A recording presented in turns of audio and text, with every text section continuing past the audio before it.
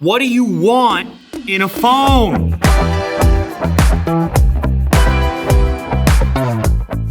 Nice, bright screen, fast refresh rate, fast charge, latest chip, tons of RAM, stupid storage up to 1 terabyte. This is a beast of a phone, and it's definitely going to be the one to beat for the rest of the year. The 10X just pinged his eyeballs. It just... Boy, can you zoom in though. Look at the detail on just my sweater. You can see the fabric. Things like improved video stabilization, better low light performance, more precise portrait mode cutouts.